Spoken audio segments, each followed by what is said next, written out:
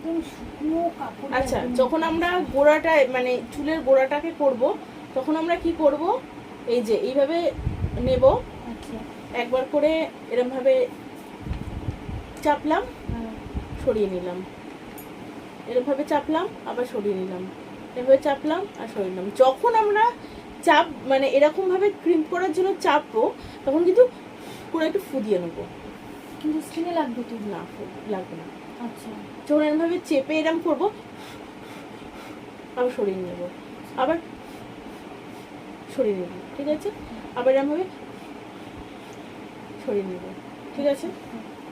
যেই করব, তারপরে যখন থেকে ক্রিম করা শুরু করব, তখন জাস্ট এইরকমভাবে দাঁড়াবো না, কোথাও কোথাও আমরা দাঁড়াবো না।